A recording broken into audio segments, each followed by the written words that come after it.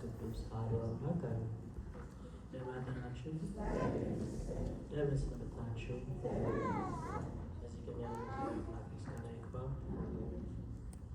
Greetings, Kaimas, Yakomat, brothers and sisters. Today, I want to go over something we do very often in this church. We see it, we hear about it, but it's important that we revisit sometimes the things we always see. So the first question I'm going to come up with you guys today is this. Can anybody tell me, have they seen anybody wash hands today? Yes or no? Raise your hand if you think yes. You've seen somebody wash their hands today. One, who has seen somebody, among all of you, who has seen somebody have water poured over their hands today?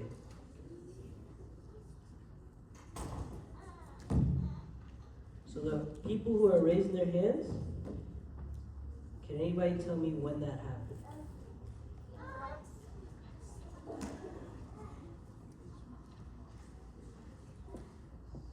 During Kadasi, she says.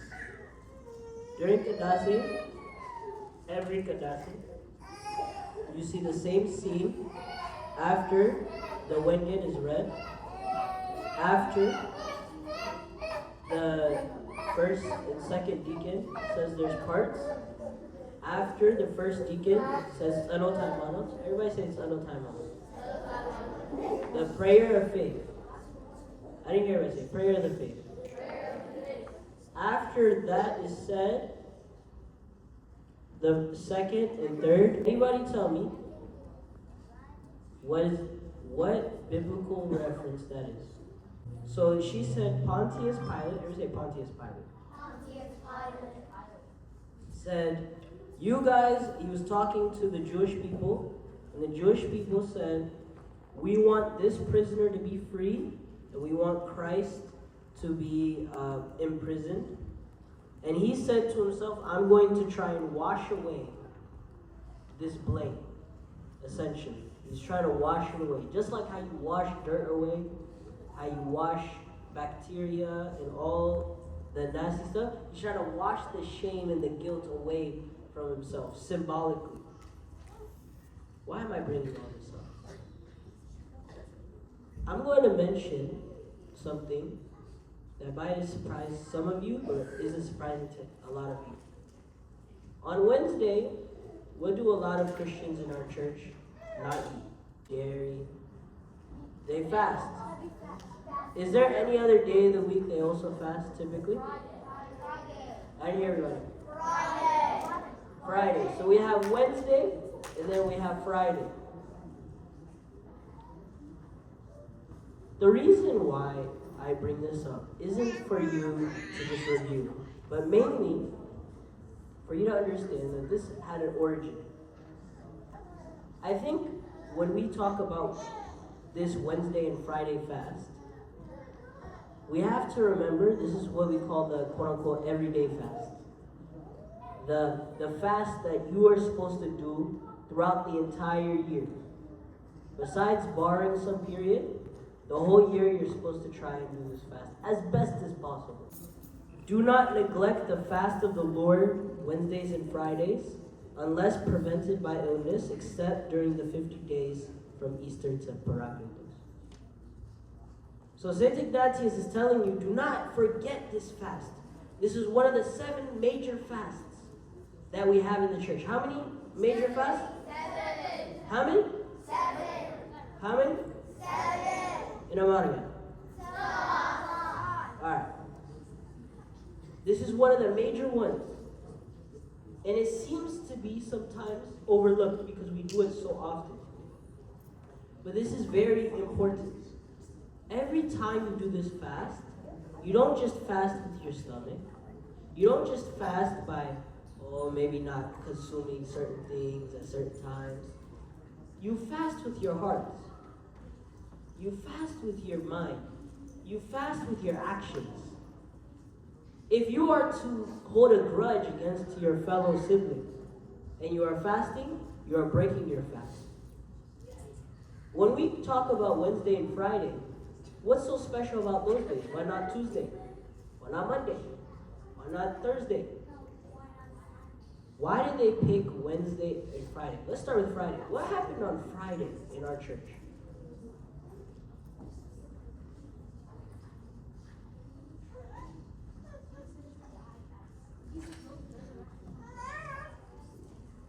You're right in the first thing. He changed his answer, so I'll accept the first line. The first answer, we had what?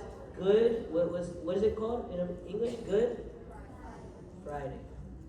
The day Christ sadly passed away, it was for the greater good, but that was the day we remember his death. And every year do we also celebrate it, the actual day? Yes or no? Yes or no? I can't hear everybody. Maybe my ears are off. Yes or no? So what is the up with Wednesday? Okay, Friday makes sense. What about Wednesday? I'm going to read a passage, and then we can go into it. This is in chapter 26, verse 14. Matthew. Then one of the 12, called Judas Iscariot, went to the other chief priests and said, "What are you willing to give me if I deliver him to you?" And they counted out to him 30 pieces of silver, so that he sought an opportunity to betray him. So Judas is talking to these guys, and he's telling them, how much would it take for me to betray Jesus? How much are you going to give me? And he says, how many pieces of silver? How many pieces of silver? 30. 30 short pieces of silver.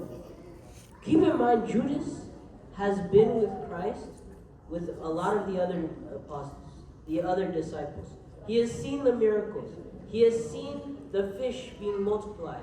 He has seen the sick being saved. He has seen the cured being blind, the blind being cured. He's seen all of these things. And yet he sold him for how many pieces of silver? 30. What I bring to you isn't to just reference that Wednesday,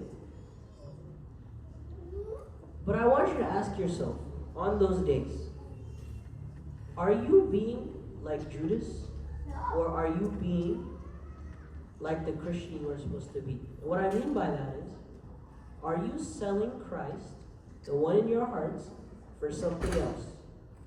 We look at these 30 pieces of silver, and we laugh at it. We say, oh, I would never do that. How many of you would do that? Just to clarify. None. Say no. No. Please. You would never. But you're so quick to yell at each other. You're so quick to scream at each other, to try and make each other mad, to hold grudges, to not listen to your parents, to not enjoy each other's company, to not operate with love but with grudges. When you do all of these things, you are doing the same spirit of selling Christ. Christ told you to do this? No. He told you to love one another, to love your neighbor, to treat each other with respect, to obey the word of God, to listen to those who are above you, who are trying to lead you on the right path. And every single time you go away from that, you are betraying what Christ has told you to do.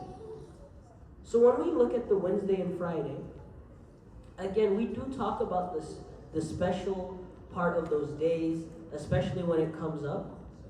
But it's much more important that if you do fast those days, you fast it as well with your heart.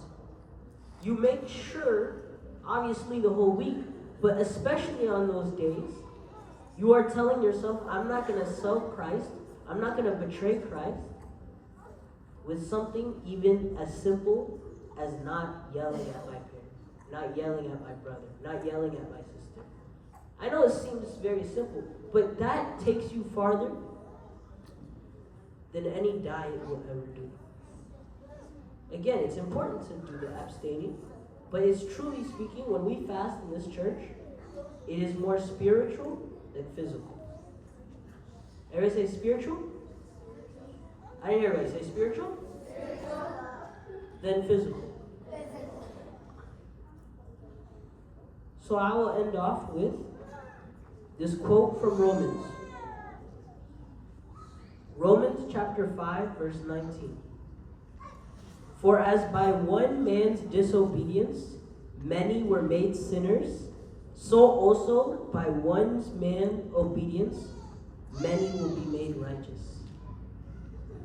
So just as the few people caused a lot of people to sin, those who do right, those who achieve being a role model, those who remain calm in the face of anger, those who try and speak up for others when they see others being bullied, they will inspire those to be saved.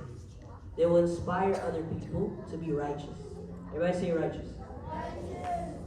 So whenever you fast the Wednesday, Friday, whenever you try and fast any fast, do it through the Spirit. And do it not to betray Jesus. They gave us this story to make sure we don't do it as something as simple as 30 pieces of silver, as something as simple as yelling one another. For obedience is what will lead many to righteousness, not disobedience. What's about today?